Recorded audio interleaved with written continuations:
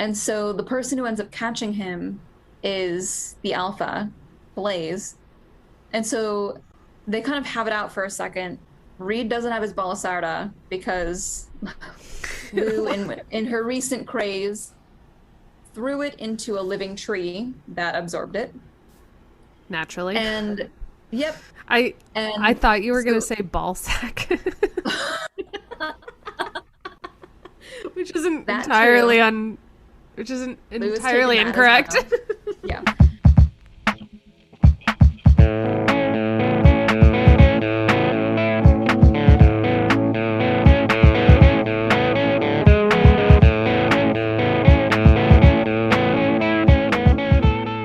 Welcome back, everyone. We are in bed with books. I'm Melissa.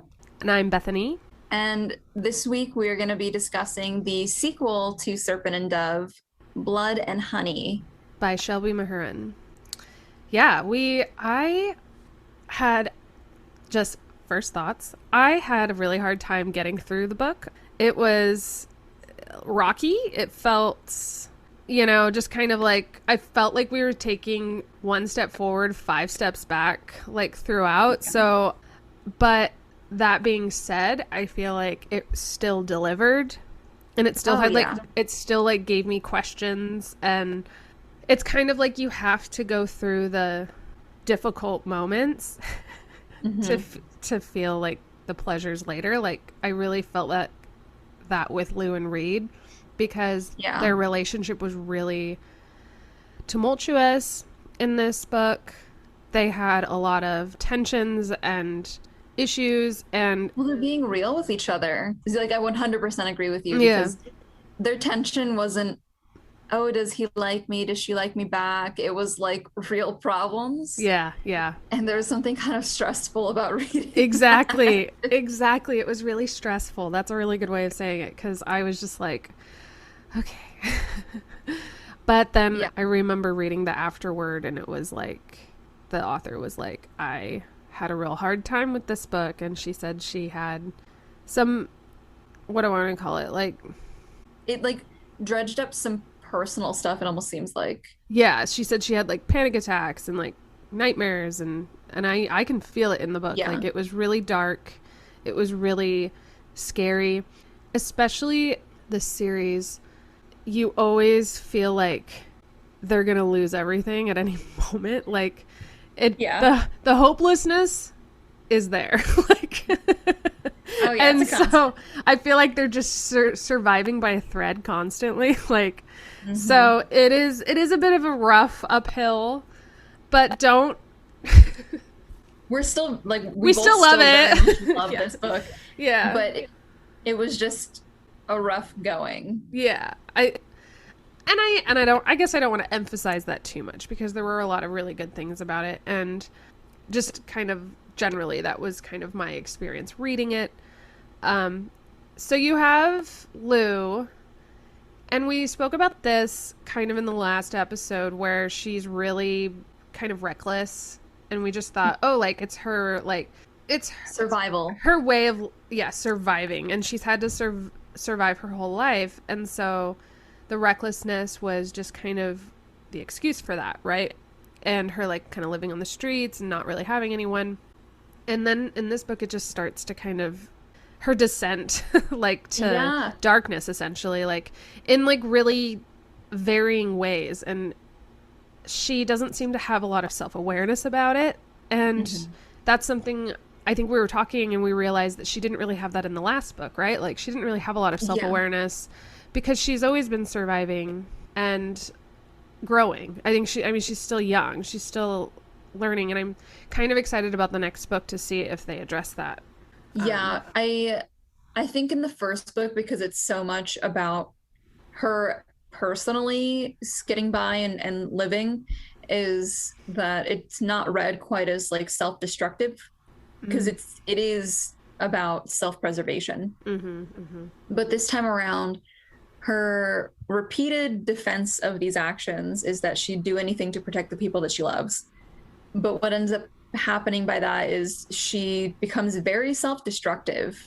It's definitely recurring theme throughout it, something she continuously tries to defend to herself and to Reid and to Coco. Yeah, And I think, sorry. no, no, go ahead. It affects a lot of her relationships, essentially, Yeah. especially hers with Reid. And as I was reading the book, I remember being like, so we can kind of jump into Reid. So Reid has emotional constipation, Yeah. in Coco's words. He is struggling because he has been essentially dropped into this world of thieves and outlaws and witches. Which is funny because in book one, we're in Reid's world. So he has the upper hand over Lou. Right. But this time around, it's the tables have turned a little bit. Like we have to watch Reid be the less powerful one in Yeah, the this one that relationship at doesn't. this point. Yeah, the one that can't protect. Mm-hmm. So he is almost reliant on Lou for protection because he rejects his magic. He doesn't really want Lou to use magic, and yet he's afraid of leaving Lou, like getting separated with Lou, because there's a point in the plot where they might have to do that, and there's a sense of helplessness, right? Yeah. And I do think, like, there's a strong theme of Reid rejecting magic, having kind of a disgust about it, and everyone just kind of trying to get him to calm down and just, like, accept that part of himself. And I have a hard time with that. With what? With everyone's insistence on him accepting it, because he used magic, so we know at the very least he's not entirely adverse to it anymore. Mm-hmm. But they kind of just want him to drop his entire life of learning. And so it's not so much that I'm bothered that they want him to use magic, but that they can't seem to like be empathetic to the fact that it's not going to happen overnight. Well, but he's like openly rejecting it. If like if they all use it, he's just like a little baby. Like he's just like ugh, like, you know, like I feel like they're just kind of like whatever, but eventually, because I think too, like the magic comes out, like kind of without your knowledge. So it's like, it's not so much, oh, he needs to like learn magic. He needs to accept that that's what's in him. Yeah, I just don't think it's going to happen overnight. No, it's not going to happen overnight. Not that I agree with his responses or anything, but like he wouldn't be there with them still. He wouldn't be helping them the way he is if he fully disapproved. He's just not ready for it. Like he's trying. Well, I guess I don't know if I should say trying, but the book does start to go through. He's kind of tested more than once on how to navigate this, and he doesn't reject it the times that he has to. Yeah, exactly. And I think the book just kind of starts that going real hard at first. So Lou and Reid's relationship begins to get hairy because chapters that are his point of view, it's a bit confusing to tell if where he's watching Lou do magic, if that's his own disgust or if that's Lou actually losing a little bit of control and her magic, because there seems to be something going on there, which we're still confused about, and they still have to answer, which is like, we're going to get into that. So that's kind of, there's tensions building between Reid and Lou and all that jazz. Well, because they kind of build up the issue with Lou and how much of this is her recklessness, how much of this is some outside force. And so it doesn't make his difficulty around magic any easier, which is starting to create issues in their relationship, basically. Right. So there's the scene where they're like in the forest and they can't have sex, and it's really cute. So they're like close to his mom. Yeah. And she's like, you can't leave because it's not safe and Morgaine will find you. So they like sneak out at dawn or something to go to go to the river. And it's like snowing and it's winter and I don't know how they're not freezing. Lou uses her magic to keep the water warm for them. Yeah. And then I think you said that they tried to have sex and they didn't, but I think that they did. They just didn't tell us about it. Like, we I'm came in afterwards, maybe. it It's not seems clear. like it seems like they were like getting to it when the chasseurs showed up. Like he Yeah. realizes like they're like starting to get intimate, and then he's like, wait, we're outside of like my mother's protection, and I Yeah. just heard something. Yeah. Yeah. So the Chaucers come and they have to hide under the water. Lou uses her magic to both allow them to breathe underwater and for Reid to hear the Chaucers speaking so that they know when to come up. Yeah, she still has the heat going too in the Yeah. pond. Yeah. So she's using a lot of magic to like keep them safe and Yeah, protected and not dead. and not dead. And then he starts to feel her struggling. And I can't exactly remember what happens. I think they end up coming up and Reid kills one of the Chaucers. And Lou is like almost dead. And so he uses his magic again. And it's kind of a interesting thing because like I think it's like the next chapter. It just starts with Lou rehabilitating him or something like, or Yeah, a lack of a better word. she's like so angry at Like, him. yeah. Yeah, and she's like really angry at him that he risked his life because he was literally almost dead. Because he like almost froze to death. So she had to like heat him up. And yeah, she gets really angry at him, which is funny because she did the same thing. It was the same exact thing. I'm pretty sure because like one of the consistent things that she's kind of trying to push at him about the magic is if he's going to keep using it, he needs to know how to use it right. Yeah. But she knew she was overextending herself and she did it otherwise. Well, I can also understand her frustration that he won't like try and learn because it's like if she's like if you were able to like help me, you know. It's like he's kind of a liability. Oh, 100%. But like don't get mad at him for risking his life when you literally just did that. That was exactly what you just did. Yeah. And that just kind of goes back to her not knowing or not recognizing her own recklessness. Mm-hmm. So they get back and Coco is trying to contact her coven, the Dames Rouges, and La Voisson, and keeps getting rejected. And I think, let's see, Well, they kind of realize that they're going to have to work a little bit faster once they kind of contend with how much time has actually passed. So they go to that pub. Oh yeah, they go to the pub. For kind of like recon. Yeah, they want to know when the funeral of the Archbishop is going to take place. Yes, because I totally forgot this. Morgaine keeps leaving them notes. Oh yes, I forgot about this. We did not put this in our notes. Yeah, so like, there was like the riddle, and they're like, "Oh, I know what this is. This is the funeral," which turns out not to be the funeral. But that's why they have to go out and do recon because they're like, we have a lot less time than we thought we had. Right. So they have to figure out when the funeral is. Mm-hmm. And this is another example. So in the pub scene, they're in disguise, and there's this group of farmers, and Lou starts just acting like one of them. Yeah. And they start to realize that she is Lou. The one who's wanted. The one that's whose wanted. Head is wanted now. Yes. And so war breaks out. I remember reading it, and this is kind of the first, I think this is the first time we start to see Lou kind of getting out of hand a bit.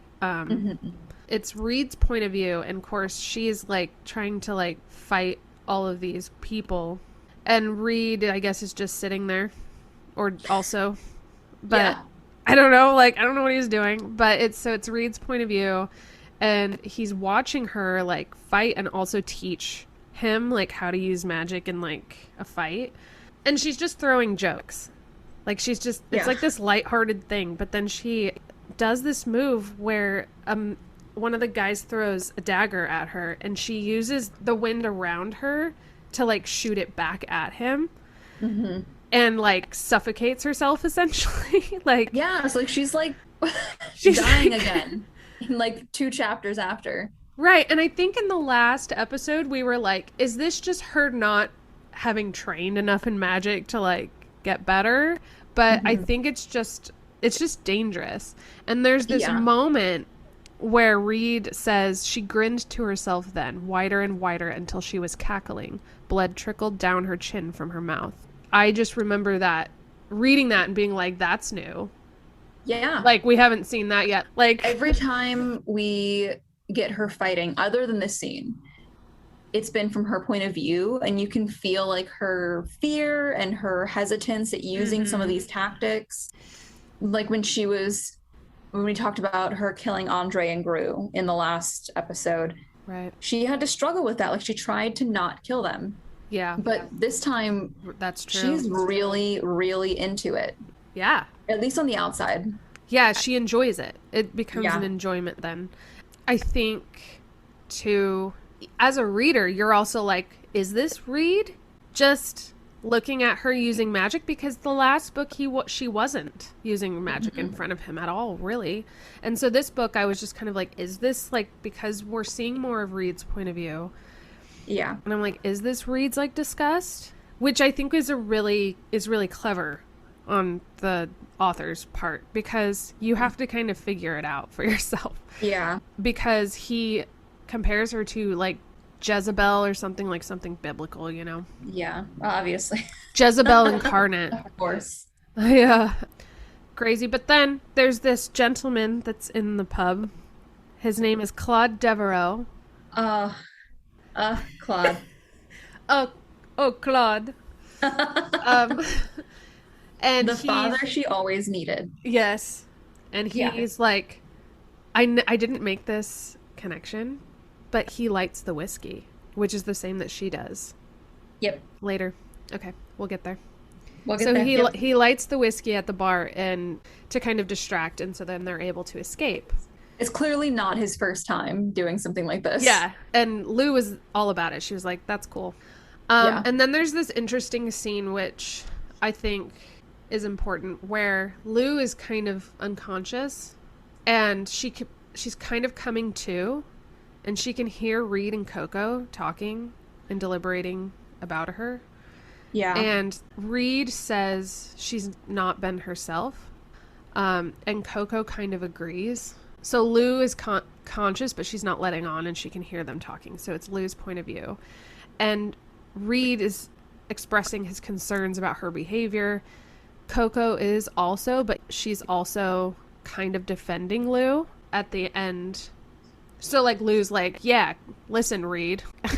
And then Coco says something that's like, yeah, maybe she's not been herself. And then that starts, I think, the defensiveness in Lou. Yeah. Because in this book, we learn just how similar Coco and Lou's upbringings were. Mm-hmm. And so, in some sense, her defense of Lou is also based in the fact that she understands what it's like to be raised, to have this like grand purpose that you don't want. Because she's the one that's like supposed to succeed her aunt, La Boisson. Yes. And so I think Coco recognizes the shift that might be happening in Lou as she realizes that like she doesn't have to fight it alone. And so I think she's kind of, at first she's writing off some of that misbehavior because she doesn't want to believe it, I think. Yeah, I agree. Because it does show us at least that not all of it is Reid being scared of magic. Yeah, no, for sure. Exactly. And I think when it comes down to it, like as a reader, like you kind of realize, oh, Coco sees it too. Okay. Yeah. I think her shift is influencing his opinion of magic more so than like his opinion of magic influencing his view of her shift. Well put. Yes, that's exactly it. Thank you. You're welcome. I love positive reinforcement. I'll give you all the props for that one. That summation. So they have to go ahead. Oh, also, so still kind of in the pub scene for a moment. When we were in book one, we got everything from the Chaucer's point of view, because that's where 90% of the plot took place. But when they enter the pub, the farmers that they hear talking are complaining because they've had like an infestation of like, it's either like pixies or fairies or like some small sprite-like creature. Uh-huh. And they're actually complaining because the Chaucers had come and killed a bunch of them. But instead of it solving the problem, all it had done had caused like the local other sprite-like creatures to retaliate. And so the farmers are talking about how they're going to have to find a way to work with them instead. so that way they can have their farms. And they're like, if the chasseurs ever find out, screw them. Like they call them pigs. Like, Yeah, yeah, exactly. and so he's getting a taste for what it's really like out in the real world, where you can't just kill the magic thing and everything goes back to normal. Mm-hmm. You Mm-hmm. don't just go back to your tower afterwards. You go back to your sprite infested farm and it's still all bad. Yeah. And so I think him having to confront the reality of what his like institution has done to the land is really, really prominent for Yes. him, for like his storyline, for his point of view for this throughout this book. Yeah, so that he can kind of shift into the right direction. Yeah. Yeah, so the plan then is to get to the funeral, but they need reinforcements, right? They need the Yeah. werewolves. They're going to try La Voisson. So that's when they decide that the only safe place for Reid, Beau, and Madame Labelle is the Troupe de Fortune, which is like this kind of gay group of like thieves and like Witches theaters and like a mix, and they don't really let on that any of them are witches or have magic, but it's just because they're supposed to be like incognito with that. Yeah. But it's kind of this like alternative bubble. So Reid goes with them, and then Coco, Ansel, and it's like Lord of the Rings when everyone gets split up into their different factions. There is no more fellowship. It's just the ring has torn us apart. Lou, Coco, and Ansel go to the Blood Witches. And that is really intense because they're just kind of living in poverty. Like they're pretty rough going. It's and like sad. Scene. It's sad because like they're all like dying off and stuff. And La Voisson is like super intense. I kind of wanted her to be like good because she was super badass. Yeah. I also like she can be a badass villain because she's just super cool. I liked her. Like I liked how fucking intense she was. And Nicolene is just a little crazy ghoul. Like Fucking weird. yeah, she's fucking crazy. So Lou and Coco, in exchange for the Blood Witch's help in defeating Morgaine, is Etienne is a member of the coven that has gone missing, and so they need to go find him. So when they show up, at first her aunt is just not receptive whatsoever. And so I guess a spoiler alert for the very end, so we can kind of lead up to this, is that in the very, very last scene, La Voisson and Nicolina poison and kind of like possess Lou. Mm-hmm. And looking back at this earlier scene when we're actually meeting them, it feels almost too obvious that this betrayal would have happened because La Voisson kind of puts Lou and Coco in the situation where they're going to find Etienne's body in the encampment. They like send her out and they're like, if you can find the body by morning, we've already accepted his death. And so they're seeing the first rays of sunshine. So she knows that her time is almost up. But that's when Lou sees different threads. So she usually talks about her threads being like golden, but she sees the other threads. Well, and she knows that it's Morgaine's influence because it's utter chaos. Like, she just remembers, like, she can't, like, find the thread. Well, maybe she doesn't know that it's Morgaine, but she knows that it's she sees other color threads. Yeah.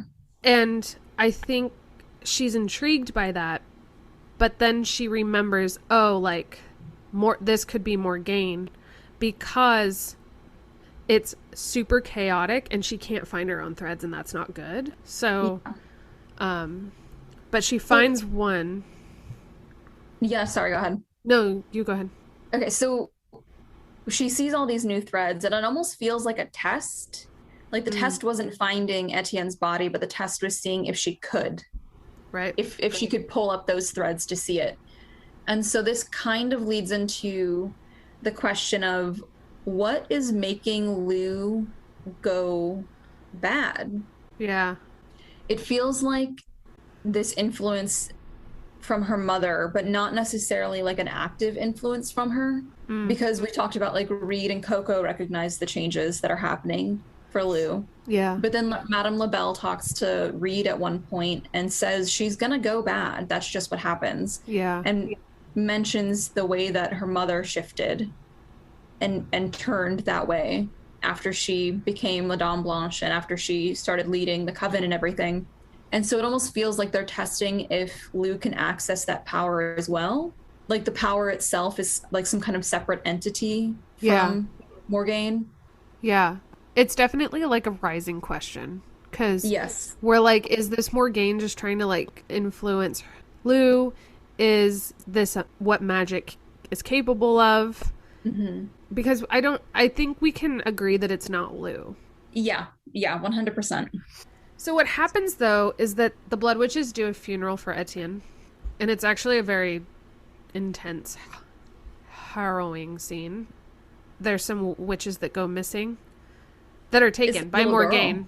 Yeah, little girl. Because she was a descendant of the king. Because, you know, Morgaine's after the She's king's decided not to just wait for Lou. Yeah. Go for it. Yeah, exactly. Meanwhile, Reid is being... Oh, shit, what's the word? Groomed. Reid is being groomed to be, like, the dagger man. It's because he is such a good shot when he throws daggers. That's... Like, in true like troop fashion, they aren't able to travel with them unless they can offer some kind of show for when they go to different cities. And so this is another time when they kind of push Beau down a few pegs because he ends up just doing their banking. He does the math for them. So they just shit on him a little bit. I didn't even realize that. That's funny. But yeah, what does Devereaux say when they're setting up Reid's act? Yeah, so Devereaux's trying to like groom Reid into like the dagger guy. I feel like there's an actual like name for that. But the dagger thrower, and I fucking remember like messaging you this and you were like, "What?" And I was like, "This is actually what it says in the book." And Devereaux's like, 3-fingered red. It takes 3 fingers to perform, yes? And I was just like, oh, that's so lovely and sexual. So he was like, no, and I think they call him something else. So what they end up calling him is the Red Death. The Red Death, yes. Because he's got red hair and all that. Yeah, and then they put him in all those red clothes. Not a shirt. No shirt. That was an important fact. That was an important part. And he like felt so exposed and everything. It was cute. To be fair, it's the middle of winter. It's like mid-January by this point. So I'd also probably feel a bit exposed. Yeah. A little bit of what's going on before that though, like he's pretty hostile to Madame LaBelle. I think for like giving him up and all that stuff. And she is kind of on his case about accepting magic. But it's like you're never going to accept that from when your mom says it, you know? Yeah, exactly. It's like when your mom calls you beautiful, you're like, thanks, you have to. Yeah. You have to say that. And then but also he risked his life to save her at the end of the last book. Yeah. So he could say all the shit he wants. She's not going to believe it. Yeah. Exactly. And then he's kind of warming up to Beau because he realizes he's related to Beau. And he asks about his sisters, Victoire and Violette. It's kind of sweet because he's like kind of trying to find who his family is. Yeah. You know, because he's an orphan as far as he knew. Mm-hmm. And so him and Beau, they kind of have a bud thing going on. And then I think there's a point when they're working up towards like a performance, and then he's like, well, who's gonna be on the board? And Claude's just like, oh, never you mind, like don't worry about it. And then like it's like this grand reveal like at the performance that it's Lou and she's back and she's on the board. So like she's so much more into it from like the get-go. Yeah. And at first he's kind of annoyed that they would put him in that position because what is he supposed to do now? Just walk over there and untie her and say no? He can't do that. And so he does it and he gets into it. Yeah. So there's this back and forth that happens too, where it was kind of weird because I was like, why are you talking about this on stage? But I think it was a way for them to get angry. Yeah, 100%. Because we know they're terrible at that. Yeah. And then at the very last throw, he like slices a little bit of her cheek, like skims her cheek. And I think there's a genuine like, fuck dude, like what are you doing? But also like, like Yeah. she was caught Well, off guard. yeah, exactly. Like part of it is because he's gotten so used to doing this with his mom that he knows how to time it right. And I don't think he's mad entirely that he nicks her, but he is kind of surprised. He's like, oh shit, that could have been bad. Yeah. But we're fighting, and so Yeah. So that's a fun scene. yeah, it is. It seems like the first time that they get a real emotional release in a while, but it still feels kind of stunted. Yeah, because they've been separated for a bit. Yeah. And then there's also like kind of after the after show, where they're like it starts off as like flirtatious banter and then it gets like serious. Real. Yeah. Yeah. Like, and they kind of have like a spat and they're really angry and I can't exactly remember what it's about, but and I remember too, like they're still kind of touching each other. Like, like he'll put his hand around her and they'll like kiss. And that's what I really love about their relationship in this book is that that's how real relationships are. Is like when you're with someone and yeah, like you might not be agreeing with something at the moment. At the end of the day, like you're still in that relationship. And I feel like even though they're a new relationship, they've still committed to each other. They're married or whatever, but not really married, but married. I feel like that commitment's there and that understanding's there. There's just a couple of other things that are just like really they're just not quite on the same page. They're not on the same page about, and they have to kind of navigate that, and it affects their physicality because they're not really sleeping together when they reunite. Like they don't really have that chance, I think. But also it's actually spoken about. I think someone, Claude or something, says like it's affecting your relationship physically and emotionally.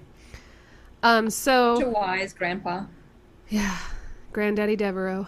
The next step in their plan then is to try to get the werewolves, because I think at this point they've convinced La Boisson, more or less, and Devereaux and his motley crew have decided to partially help them at least. The only problem with going to the werewolves is that Reid killed the Alpha's son. Yeah, back when he was a Chaucer, back in the day. Yeah, which is conveniently left out of all of the conversations.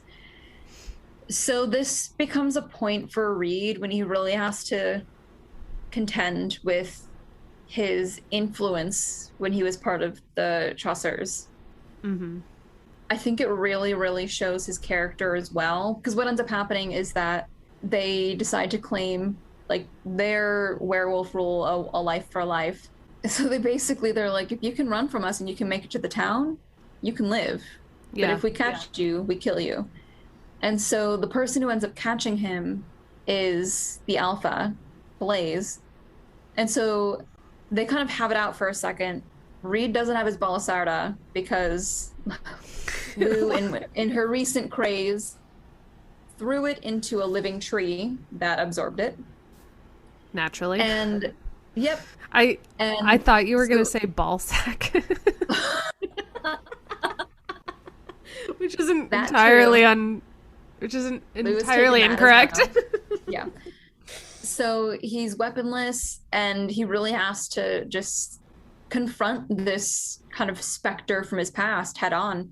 And Blaze gets it out of his system, but only because in the meantime that Reid has been running from them, the Chaucers have attacked their home base where Blaze's new children are. The rest of Lou and their crew is. So they all have to run back to try to protect them because they can hear something happening, right? Well, and then Lou freezes the swamp. And she freezes the wolves in place and like breaks their legs. Terrence, the son of the Alpha. The youngest, yeah. Yeah. And then there's that moment where Coco and Beau are like trying to convince her to like stop and like let it go. Like, you're not your mother. You're not your mother. And she just can't hear it. She She's does put eventually. yeah, She responds to the "you're not your mother." yeah. Yeah. I think she like puts up ice walls because like Jean-Luc has taken up the captain position because naturally he wants everything that Reid had. So he's trying to also take Lou. I think it's not just so much that Lou is who she is, but Jean-Luc is also driven by the fact that if he takes this from Reid as well, then he'll have like fully won whatever rivalry he's built up in his head. Right. Which this whole scene does not work out for him whatsoever. He's not that person. No. And so he loses his Belisarda because she gives it to Reid. Yeah, she takes it and is like, "Here you go." To Reid. Yeah, she thinks it's a genuine move. I think you said this earlier, but he feels very awkward about it after having just had that conversation with Blaze. Yeah. Because he was confronted with the reality of what that Belisarda stood for. Right. So Lou gives him the Belisarda that was Jean-Luc's. And not only was it not his Belisarda, but Reid feels awkward about it and doesn't want to really accept it, but does out of like politeness because Lou is really just trying to make up for that mistake. Yeah. But also he had kind of a conversation with Blaze that they're not just wolves, like they're not just animals, and that they're people. And realizing that his behavior as Chaucer's wasn't at all good. And Yeah. I think he's kind of starting to see that structure disassemble, or should say that structure kind of crumble. And he is not as, obviously, yeah, it's not his Belisarda, but it's also like, yeah, I think he's just starting to kind of see the Chaucers for what they were. And it's important because it's also like witches are also people. And you can't just kill, right? And the sprites and the gnomes, like you can't just like kill magical things and then it goes away. Yeah, 100%.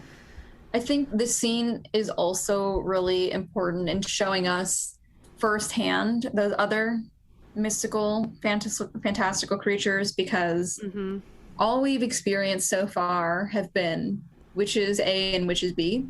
So what ends up happening in the scene is that Reid saves Terrence when Lou gets out of hand. Yes, he saves his life. He gives him blood and honey. Yes, and so in light of that, Blaze says that the life for a life has been paid because you saved my son's life this time. Right. And then Terrence says that might have paid your debt, but now I owe him my life. Oh, and yeah. So he honors that part of them. And so they end up getting the werewolves on their side because the werewolves are like honorable people. Yeah. Yeah. And that's really refreshing to see because I had been kind of worried, I guess, by the portrayal of magic in their world. Like it felt like it was getting heavily demonized. Particularly because the biggest way that we're experiencing it, especially in this book, is through Lou's descent.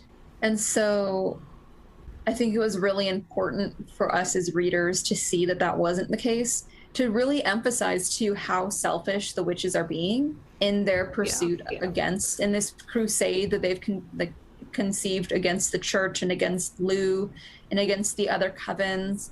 But just like the church and the tower and all of that, they're so blinded to the reality of the others living around them. Yeah, and I think Reid is learning this about the magical peoples, that it's not all bad, and so are we. Like we get to see past just the witches. We get to see like that there's honor, which lines up with Reid's dogma, you know. Yeah, 100%. I feel like that was like a good like exchange between him and Blaze in that way. Yes, he was ready to die for what he'd done. So that was huge. Yeah. Okay. Yes. So what's next then? So we were going to talk about the sex scene, the emotional release, and then the sexual release. Yes, the one sex scene. Yes. So there's that conversation in the costume shop. So they all kind of get into the city for the funeral, and they're at this inn that the Chaucers won't find. and we're talking about everyone. And was a moment of the book where I was like, there's so many people and I don't know who they are, and they're all being named and they're all saying things, and I'm like, who is this? So I had to like make a list. So you have like the 3 werewolves. You have Lavoisin and Nicolina and Ismay from the Blood Witches. And then you have the Troupe de Fortune and that clan. So then they're all at the inn now. But Lou and Reid had trouble getting into the city, so they're kind of in the alleyways. And they find Manon. Reid wants to intervene. Or I think Lou does. Lou wants to intervene, but Reid like stops her. Because Manon is in the middle of like murdering her lover, who they find out is a descendant of the king. So she's like, I would rather murder you than you get captured by Morgaine, and God knows what happens to you. So then you see Dames Blanche like actually kind of dissenting in her own way, but also like it was a really interesting scene where Lou looks at Manon and she has like hopelessness, just utter hopelessness in her eyes. Her hand is swimming in her lover's blood to find the dagger. And she says, Lou, run as far as you can before, Morgaine finds you. We see just how far the Coven's been dragged into this. Because before in the first book, it was very much revolving around just Lou. Like they saw just Lou as the solution to their problems. And I think on some level, they've realized that that's no longer an easy fix. And so they're having to get their hands really dirty now. And they're having to, having to confront the bullshit that was just going to happen with Lou's death. The stakes are getting higher, for sure. And they run and they hide in this costume shop. And this is when the moment happens where they hash it all out, like all of these tensions that Lou and Reid have been like experiencing, like kind of come out. And it really felt to me like those spats that you have with your friends or your lovers or whatever, where you walk away feeling like shit. Like you're just like, you feel alone, you want to cry, you're angry, you said the wrong things, they said the wrong things, and it's just like there's so many crossfires of what am I trying to say? There's so many like emotional crossfires that are like getting away from what's actually going on. Yeah, so like it's really personal and they're not talking about the actual issues. Because she has that line where she's like, see, I'm right, he's wrong, I feel good about what I just said. But what she said was also terrible. Yeah. And it comes back to haunt her a bit. Yeah. But she's still like holding her ground. And this is where like the self-awareness isn't coming through yet. She's just kind of being really selfish. And she leaves with like those like dark voices in her head telling her she's always going to be alone.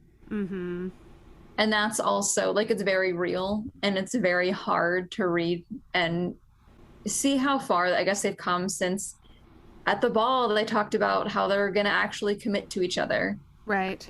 And now she thinks that just because they had their first real fight, it's all over, you know? Yeah.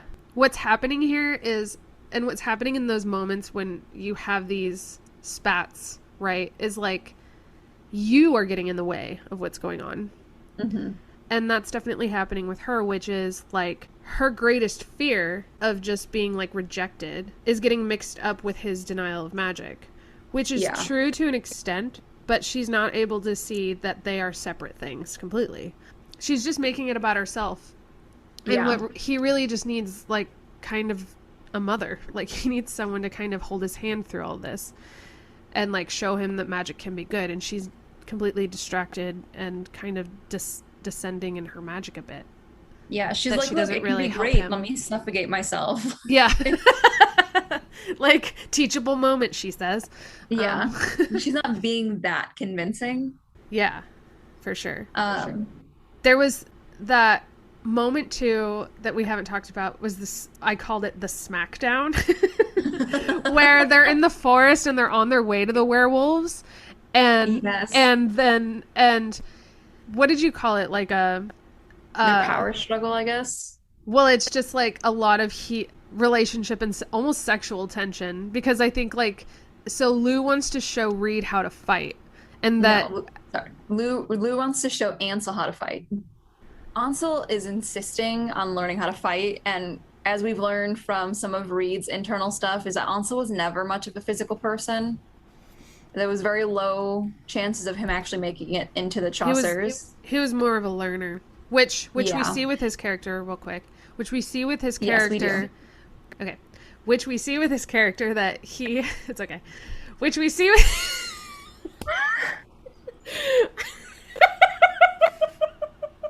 I'm so sorry.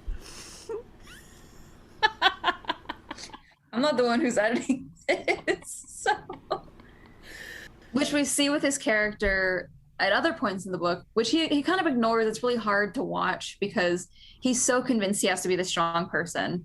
Mm-hmm. But what this leads to is the smackdown because she doesn't want to hurt Ansel. So to teach him to fight, she's going to kind of show him with Reid. Yeah. So there's this moment. It's kind of a back and forth scene a bit, but I think they make a deal where if Lou wins, Reid has to learn how to fight with magic and will commit to it. If Reid wins, Lou will not use magic, which is asking a lot. It is for both of them, but also so confident on his part that she's going to play fair. Because isn't it like the classic, like she feigns that she's more hurt than she is, and he's like, oh shit, and then she overtakes him. Yeah, it's like classic, like girl like crying to get her way kind of thing. Yeah, which I'm not above. The guys, yeah, because the guys don't know what to do. Yeah. So Lou just kind of essentially just says like nothing is off the table. Mm-hmm. Whereas Reid fights with honor and has like respect for his opponent and all this. She's just like, nope. Yeah. So she kicks his ass. Oh yeah. And I can't remember. I'm probably getting it all mixed up, but there is a moment. It might have been before the smackdown. Like in the first book, there's a moment when a witch like seduces a man, and she does that with him, and then she realizes that she smells different. She extended her arms to me in supplication, and I felt myself step forward, felt myself bury my face in her hair, but she smelled wrong, all wrong, like smoke and fur, and something else. Something sharp. It pierced through the haze in my mind. Embrace me, Reid. Embrace this. You don't have to be afraid. Let me show you how powerful you can be. Let me show you how weak you are. Too sharp, sickly sweet, burning. This isn't you. That's twice you've used magic to control me, I said quietly. Never do it again. Do you understand? Never. You're being dramatic. You're out of control. So, like, this is them expressing their worst fears because she doesn't want to be she does not want to be told she's out of control, that she's her mother. Mm-hmm. And he is trying to navigate what magic is, and she's doing a shit job at it. Yeah. Well, it shouldn't even be. Okay, so let's pretend it's not magic for a second, and she's controlling him some other way. It's still a violation. Absolutely. He's not being over dramatic whatsoever. Absolutely. And so her dismissiveness of that was a serious red flag for me. Yeah, absolutely. And she's just kind of like not showing him that magic can do good things. Mm-hmm. So bad. So. But also this is like point C or D where he says that she smells different, like the magic smells different. There's definitely something beyond just the normal magic of the land or the ancestors that's going on here. Mm-hmm. Yeah, and I wish I had more of Coco's perspective on this because she's the only one that's a witch that's not crazy. Yeah. You know, like, because it's like, and that's why this book's so interesting is like, is this just Reid? Like, so yeah, in the costume shop, they just kind of really don't hold back, and Reid reaffirms his concern with her behavior being a bit out of control. You've not been yourself, and she just gets defensive and hurt about it and says, stop being a little boy, like grow up. Yeah. And so they leave and separate. They go back to the inn. Lou has this like kind of coming to Jesus moment on the roof, which I felt was lacking. I just kind of wanted her to, like, you needed something like to bounce off of her, like, change in perspective. Do you know what I mean? Like, she needed to see something in someone else or something. And I think Claude was there to help her. He kind of like holds her hand and walks her there. Yeah, it felt a little kind of bandaged up. Mm-hmm. Her shift. So she comes back like all changed and feeling like she said and did the wrong thing. But I feel like for so long, yeah, like after like talking about it now and just realizing how kind of shitty she has dealt with all of this, like I didn't feel like that was a proper coming to Jesus. Yeah. It needed to be like at the very last scene or something where she like confessed or something, like did kind of a gesture. She needed to see a little bit more clearly where she was going wrong, and I don't feel like she saw that at least at this point. Yeah, it wasn't like she needed to like talk to Coco and Ansel or something. Mm-hmm. And then because they're the ones that are like watching this all unfold.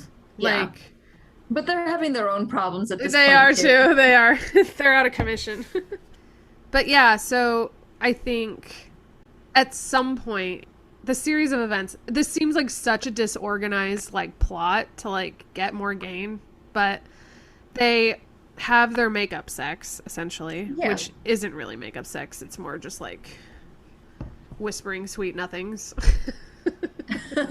And then crying about your dead adoptive father. Yeah, so they watch the funeral from the inn, and Lou and Reid are in their bedroom and finally kind of have privacy together. And Reid kind of has like an unraveling and emotional breakdown. And I thought it was really sweet. And I guess to Lou's credit, I really enjoyed the part at the end of that chapter where, you know, he's crying and he's breaking down and trying to like process all of it, that he killed his father. Mm-hmm. And of course Lou's trying to kind of figure out like, how do you like comfort that when you like someone who's killed their father, but their father was kind of an ass. It's also kind of her blood father, and she kind of has like this weird connection to that as well. And then she is finally seeing where he's coming from in terms of like what this man meant to him as in being the Chaucers, as growing up in that world. However hollow and shallow the Archbishop was, he still was the only father he had ever had. And at the end of the chapter, she holds him as he's crying and says, "You killed your father." And it was just like, yeah, I don't know. I just felt like it's like when someone just states the truth. Yeah. And that's it. And you just have to kind of be like, yep. She's gotten very good at diverting away from emotional conversations. And so I feel like that was something that had just continually gone unsaid between them, that he was right bothered by them not recognizing. And so even like the previous argument that they're getting over at this point, part of the reason she's convinced herself that she's so right and these very personal attacks are okay to say is because they're also protecting her from having the real conversation. Yeah. Which is an emotional one that she doesn't want to have. Yes. And so she's able to look at that more clearly. I just found the parallel because she needs to kill her mother. Yeah. Yeah. Like, and then like if Reid can do it, she can fucking do it. She can fucking do it. Yeah. That bitch is doing way worse. Way worser. Yeah. Yeah, definitely. That just never occurred to me till now. Then they have sex. It's lovely. Mm-hmm. Nothing to write home about, but it was sweet. I just don't remember anything that happened. Yeah, same. It does.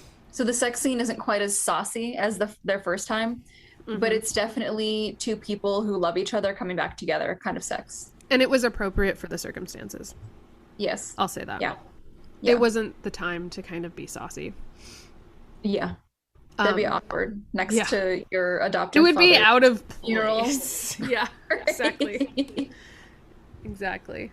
But then this leads into Yeah. the plan So, hopefully falling into place, which it doesn't, yes, but the plan, which doesn't happen because they're like, Morgan, they thought Morgan was going to be at the funeral. She's not. So then they're like, what do we do? So here we are, and we have a couple people from all these different places that have like beefs with each other.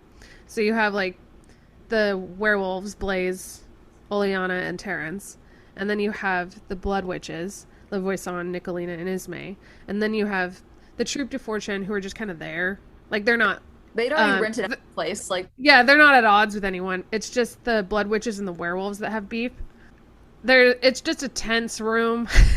yeah. And there's a moment when, like, I think the werewolves are, like, deciding whether to stay or not.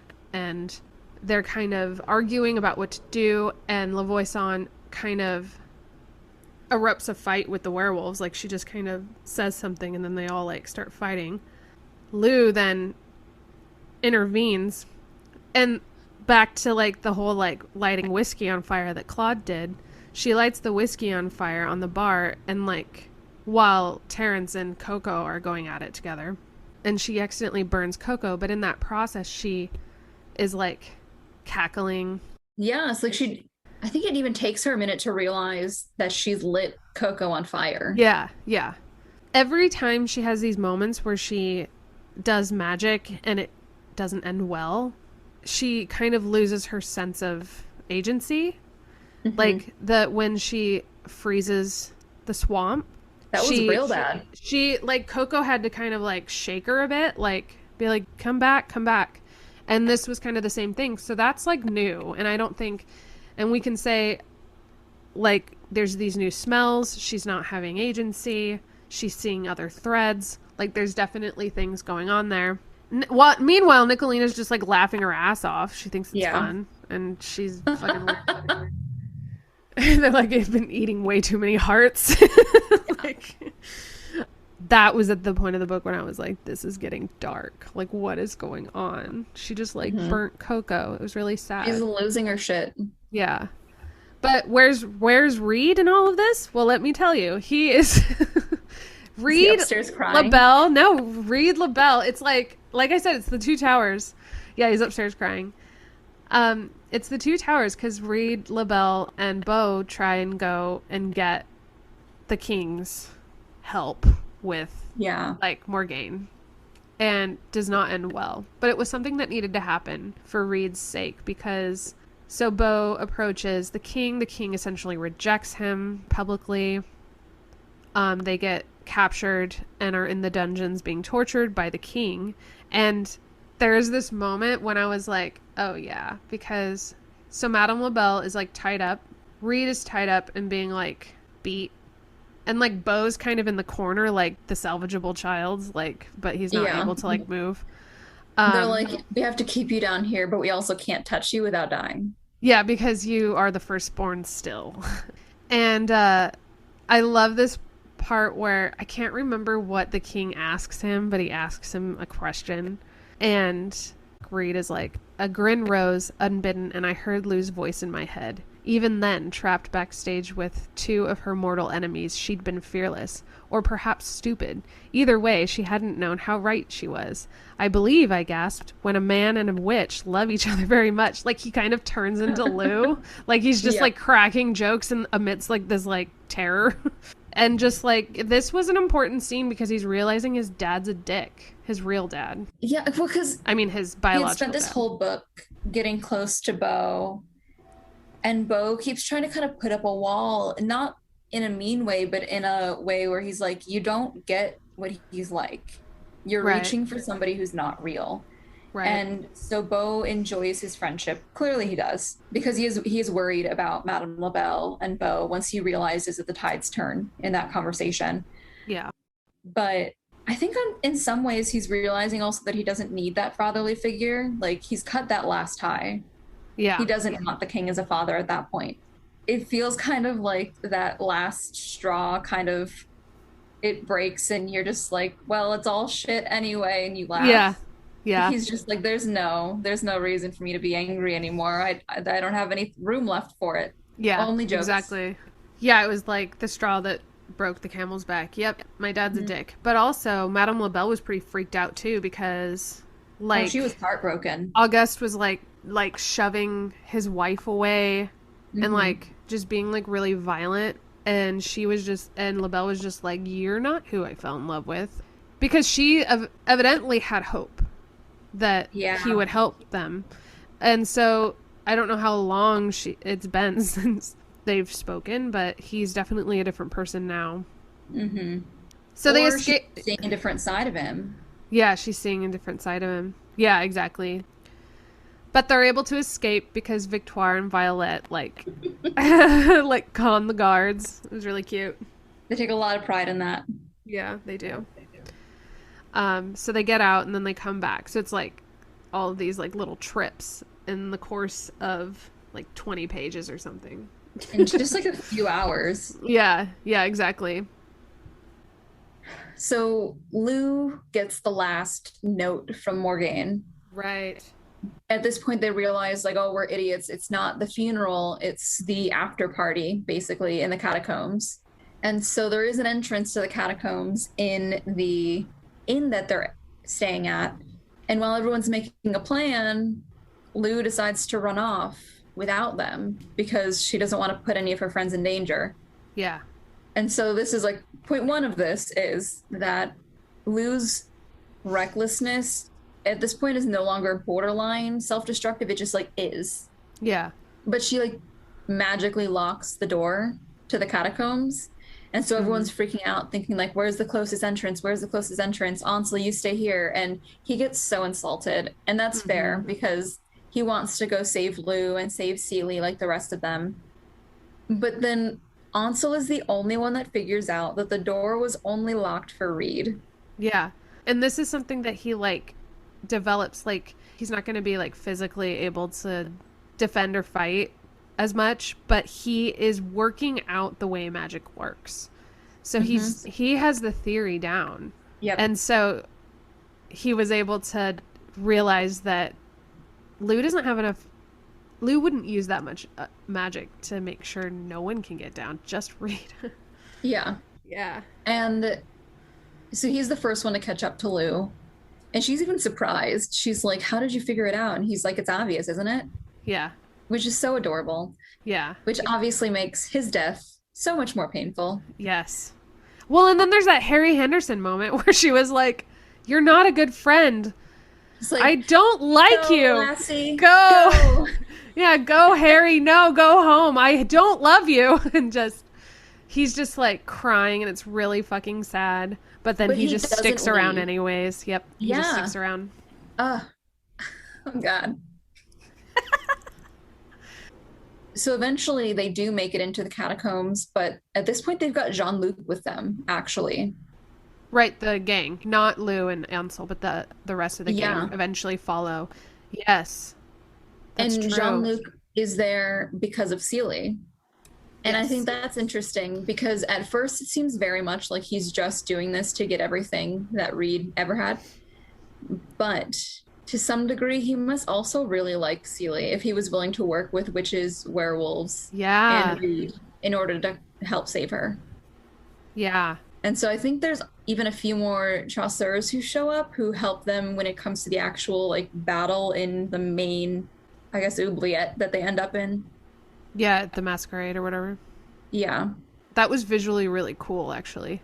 Yeah. Like when they said so they go when they go to the masquerade and it's just like this big room and just the floor gives way and goes down. Hmm. So Morgaine just kind of shows up in this like arena, like the bottom of this arena almost, which I Yeah. thought was like really cool because you kind of always just expect that they're like going to come out from some balcony or something like or like fly into the window, but it was just like Yeah. no, like or like I literally thought this too was like there's like some kind of dais or like Yeah. stage or something that elevates you above everyone else. And this was like the opposite, which was kind of cool.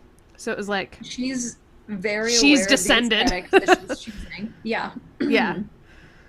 So once they all end up in the arena fighting Morgaine with Lou and all of that, Morgan realizes that she's losing. So we find out what Mm-hmm. we loosely find out what Devereaux really is. He's at this point we can probably assume a god. Yeah. And he straight up tells Morgaine like the gods are not supporting her anymore.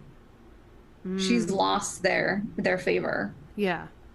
And so that was a big turning point in, I think, the ever present question of how moral is magic in this universe. Mm. Because they didn't say that they don't support magic, obviously. They said that they don't support Morgaine. That's when she gets a little ruthless again. She's seeing the ends of her road there a little bit. Yeah. And that's why she kills Ansel, our angel. Angel Ansel. Yep. And Yeah. it's not like they were fighting. He just happened to be standing next to the door that she decided to run out of.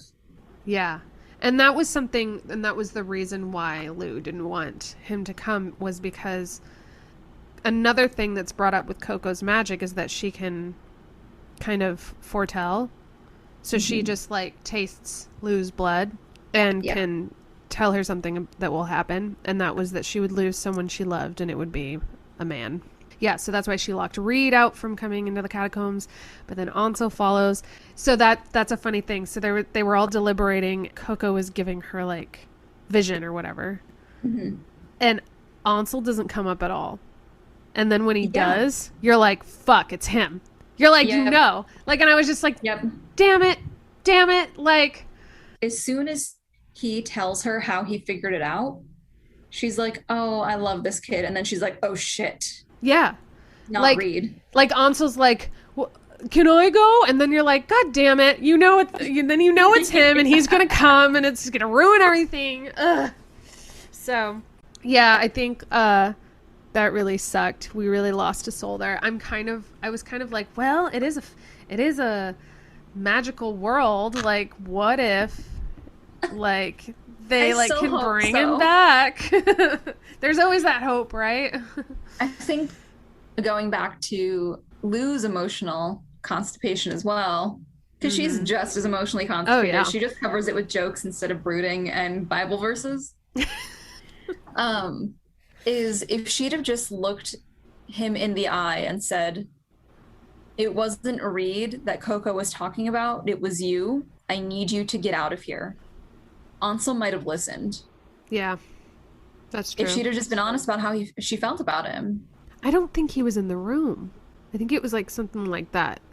But that's all fair. But even then, like, if she'd have tried to do the opposite of what she did, which she can't do because she doesn't know how to be intimate and vulnerable like that.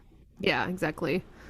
So the catacombs are kind of falling apart, and I think that's Devereaux's fault, if I'm not mistaken. And so we catch up afterwards back at the inn, and they're kind of giving Lou a moment alone to contend with what's just gone down and everything. And Lavoisin and Nicolina come up, and they're talking to her, and she says something about like she would do anything to take down her mom at this point. And so they kind of look at each other and they take that as a yes and then possess her. Right. And it's quite an ending plot twist because it's a very short chapter that leads to that. And then we get like, I think 1.5 pages, maybe 3 pages max of Reid's point of view. Yeah. It was like, we're already confused about what's happening with Lou. And now like all of that's taken out of the equation and she's just going to be possessed for the next book. Yes. But immediately he knows something's wrong. So she walks into the room when he gets back and he says his goodbyes to Celie and to Jean-Luc, kind of gives them his blessing, gives them back the Balisarda that she stole from him. And he turns around once Lou's re-entering the room and she's coming in for a kiss, I think it is. And he's kind of like, you can tell that he's hesitant, that he can feel something's wrong. Yeah, because she's like happy and like, hi. And like they're all like sitting around the table grieving about Ansel. Yeah. It was like, and weird. So clearly whichever one of the two is kind of in control of Lou at this point is not doing a good job of not being doing incognito. Job, no. Yeah, that's going to be an interesting like segue into the next book. Yeah, especially like you said, because there's so many questions around her power and kind of what's happening to her morally and Mm-hmm. mentally with this descent that she's going through. But now she just has to deal with the fact that she's no longer in control of her body either. And so it feels almost like once again, the tables Mm. are turning. Yeah, it's I'm glad that they were able to like make up Hmm. in time for this because I think Reid will be going into the third book knowing that something's up. I mean, we already kind of Yes. see that in the very, very last scene. It'll be interesting what they do with the point of views. So I do follow Shelby Mahurin on Instagram. And in a recent Q&A, she mentioned that Lou's chapters are very much like sleep paralysis. So I Mm. am interested in reading those. I'm excited for when we get those books. We need to talk about Coco and we need to talk about Devereaux a bit Yes. because they're going to be playing bigger parts in the next book, I have a feeling. So, So I think we focus definitely a lot more on Lou and Reid kind of going yeah. through that because obviously they're the main characters. But I think we should touch on Coco a little bit more, who Yeah, works because kind of as a foil against Lou. because they're kind of on the same playing field at the beginning of book 1. They're kind of these estranged witches from their coven. Lou is essentially a princess, but not really because Morgane just wants to murder her. But she is the daughter of the La Dame sorceress. And not much is said about Coco. Maybe they touch on the fact that she's related to the head witch of the Blood Coven. I'm not sure, but this one we get to see firsthand in the Blood Coven inside, and so we kind of get to know Coco's like relation, the fact that she's the princess, the respect that she holds, the concern that Lavoisin has with Coco taking over Yeah. because she's not really been part of the coven, and a lot of them share a lot of resentment with that. The Blood Coven itself is very resentful of Coco for taking off and not being a part of the coven. And what I love about Coco and Lou's relationship is that the only witches we see, maybe save Madame LaBelle, are just power hungry, crazy, like witches. And Yeah. that's where Coco and Lou come from, and yet we don't see that in them at all. Like they're not crazy, power hungry witches. And so what I'm excited to kind of see is that maybe like Coco and Lou can kind of build and extract change in their covens eventually when they take. Like I'm excited to see where that goes. And also inviting men into the coven because we realize men Yeah. have power now. Men have magic now. So like, and even Ansel, like I kind of was hoping like he'd just be like some cool wizard or something. So Like is it would, he. yeah. He's like trying to be like, well, isn't it possible that like my mom was a witch too? Yeah, And you're he like, really wanted oh, it. honestly, you sweet summer child. Well, and I think too, like the kind of the recklessness and chaos, like you kind of see where Lou is coming from because Yeah. of the environment that she's been raised in, like of just this chaos. And that's why I'm like, I want to see more of Coco because it just seems like she's kind of like a side character, but it seems like she could play a big role in this new world. And Hmm. so I'd like to see more of her. But let's talk about Grandaddy Devereaux because Oh my gosh. he's been like Yes. such an amazing, like warm, fun, whimsical character that just kind of saved the day. He just kind Yeah, of on like multiple kicked occasions. he just kind of kicked Morgane in the butt and just like she like flew out kind of thing, like get out Yeah. of here. Like he was just like kind of he's just like Like this such positive, like it's not that big of a deal guy because you're like, oh, but he's probably a god. So he verbally and then like physically defeated yeah. her. Exactly. I love how immediately he takes their little group under his wing Mhm.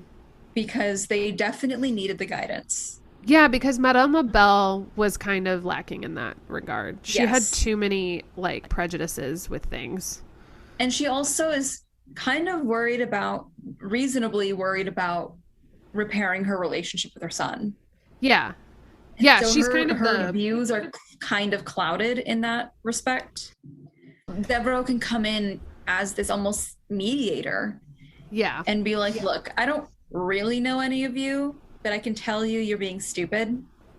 Yeah, and what I like is that so you have Madame LaBelle who's just like, Reid, you have a choice. You don't have to choose her. Like her fate is glued to Morgaine. Like it's she's going Yeah. to become her or she's going to die, and you don't want to be with that. And so yes, there's like that concern for him as her son, but then she, in an effort to get him to use magic, almost gets them killed when the bandits Yeah. come.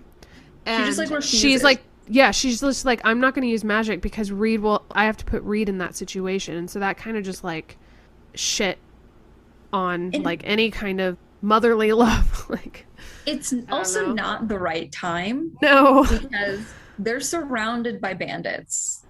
Unless he can suddenly do very, very good magic, someone's gonna die.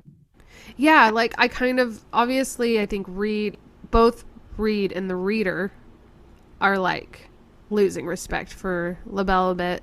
Mm-hmm. Um, and so Devereaux comes in as like this alternative for guidance. I think LaBelle could go through another kind of character shift Yeah, after the heartbreak with the king, that's true. Yeah. because I think so much of her stuff was just assuming that, or not assuming, but I think there was like a level of hope that she'd just get her family back together. She'd be the new head mistress again.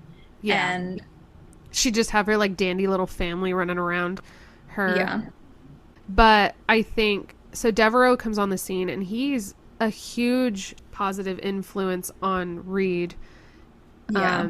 easing into his magic. Not only Devereaux, but Thierry and Toulouse. So Yes. that's something we hadn't really touched on, but was really key in like Reid's acceptance of his Transformation. magic. Yeah, because there's a point when Devereaux says to Reid, like, you have recently suffered a rather traumatic event. So Yes. thank you, because Lou hasn't seen that. Yeah. Um, But it's also Devereaux recognizing that that's what opened up his ability to use magic, because that's what Thierry and Toulouse went through in order to use their magic. mm-hmm. They weren't Yes, able to so before the tongue situation. yes, so Thierry and Toulouse actually give Reid, like, shared their experience with it, and this is something that we fell short in Lou's story, right? Like Lou Yeah. didn't get that, and so that's why we didn't really feel completely redeemed. She didn't Because feel she's completely all like, redeemed. she's like, magic is great. I'm gonna light this bar on fire. But Thierry and Toulouse are like in their tent whenever the troop stops. They're showing people cute fantasies and they're giving money to the poor. And he's like, oh, I guess you can use magic for these nice things to make people feel Right. better. Yes. And I just really loved what Devereaux told him too. So it's like you're getting it from like two different, like from different places. He says, you're in desperate need of platonic companionship. Your forefather is gone. Your brotherhood has abandoned you. Your self-loathing has cleaved a physical and emotional cleft between you and your wife. More important is it has cleaved a cleft within yourself. I do know you don't know yourself. I know you cannot know another until you do. I know you need to wake up, young man, lest you leave this world without finding that which you truly seek. And what's that? Connection. And I thought that was like the God moment we all needed. Like, Yeah. that's the crux of the book. Like, Yeah. He sees Reid in a way that the others haven't been able to yet. Because he sees Reid after the Brotherhood never and after all of that. And so he just gets Reid as a person who's recently rejected that lifestyle. And so he doesn't have to contend with that image of him really either. And I think that helps a little bit. yeah. For him, Reid is just this lost little boy. Yeah. And I'm hoping Devereaux is just going to be around forever. Yeah. For Lou and Reid, like he's what we've all been waiting for. Oh God, yeah. In the catacombs, his show of power against Morgaine was a turning point for us as the readers in terms of who has the power, because she's been like 3 steps ahead of them the entire time. She knew they would assume it was the funeral by the way she was wording it, and then she would reveal at the very end what it really was. Right. But then when she sees that they have this powerful being on their side, the tides have turned. And it's almost like that's probably what partially instigated the possession of Lou, Mm-hmm. because they had to step up their game. Yeah. Well, and you had a really interesting theory that maybe like Le Voisin and Nicolina are actually just trying to get Lou and that group on their side to defeat Morgaine and then also have control over both covens. Yeah, because at the end of the day, the issue here is that once Lou kills Morgaine, she takes control of the coven. But if they already have control of Lou when that happens, they've got control of the coven, which means they'll Yeah. have both of them. Yeah. They can reclaim their lands because La Dame Rouge, their group, claims that they've lived there longer and that their lifestyle pre-exists La Dame Blanche. Yeah, their dynasty was like more lived there longer and deserves it more. And that's why they're dying. Yeah, so their qualm isn't just with the church. Their qualm is with the other coven, just Yeah. if not like in a bigger way than with the church. Yeah. Closing thoughts? On a scale of 1 to 10, what do you think is the likelihood that we'll get to see Ansel again? I feel like he wasn't really given a big role. It's such a strong Lou and Reid narrative that you kind of want there to be a gang. There's so many people, but you rarely really hear from Ansel Coco. Like there was just that kind of like thing that they had where like Coco and Ansel kissed and then Ansel like or Coco was like, I'm sorry it didn't work. I don't love you, but I just wanted to try. And then like Ansel gets Like heartbroken. immediately after the kiss. Yeah, immediately. She's like, nope. You're still my little bro. Yeah. And I think there's like a little bit of like inner group drama and heartbreak, but really it doesn't really feel like you know what's going on with Coco, you know what's going on with Ansel, you know what's going like it's all just kind of mostly about Lou and Reid. Yeah.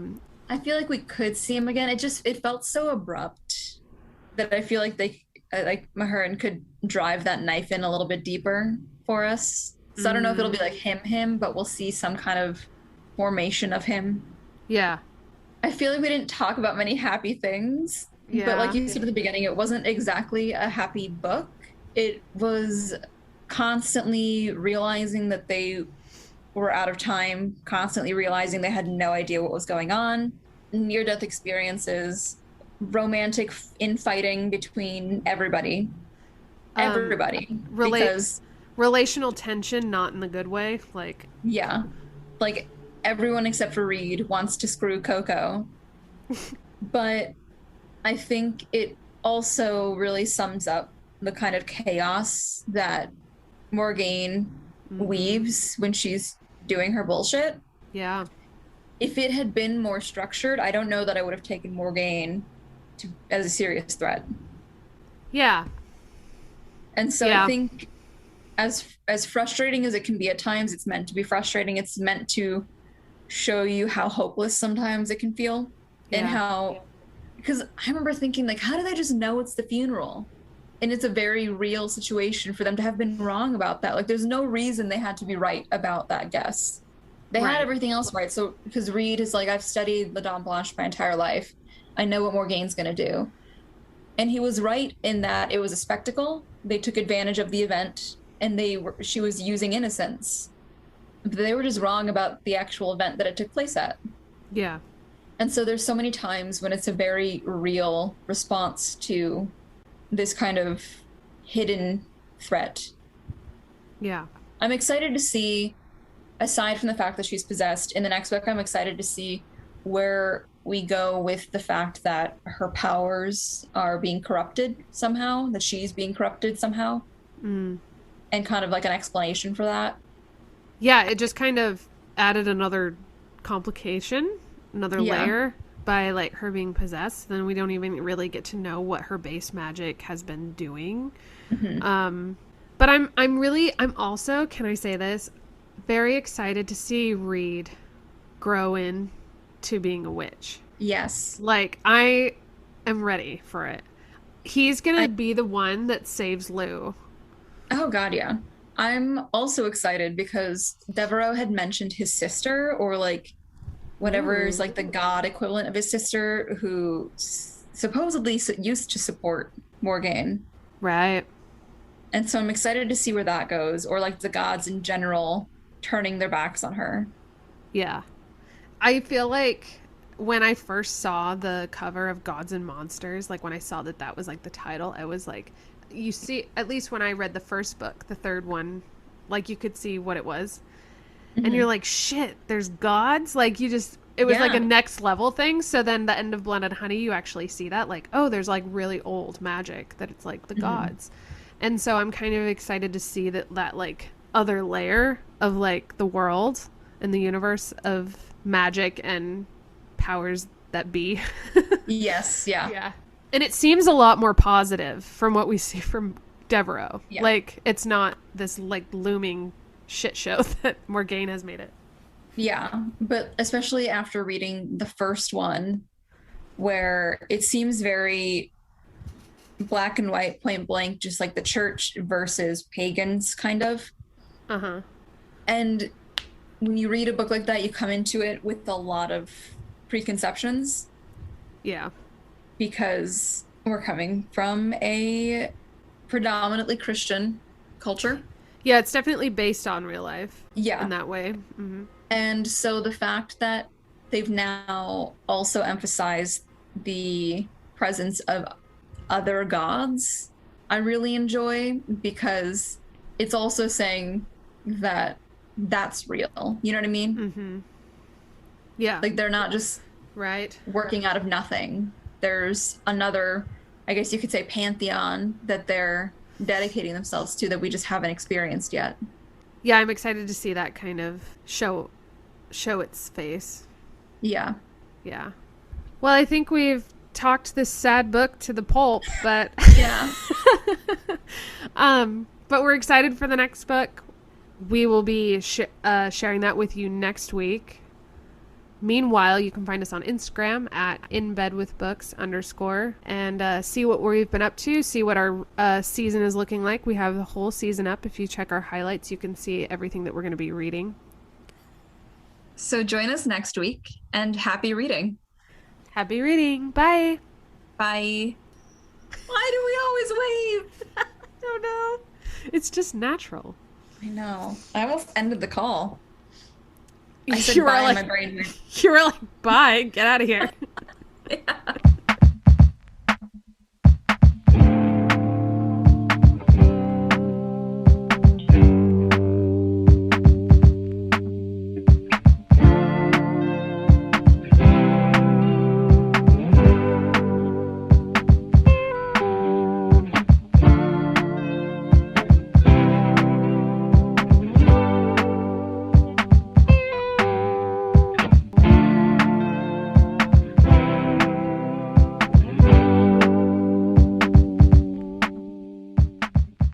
Which we Yeah. see with his character, real quick. Which we see with his Yes, we do. character. Okay. Which we see with his character that he. It's okay. Which we see with.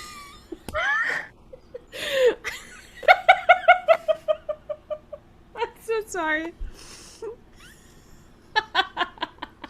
I'm not the one who's editing it.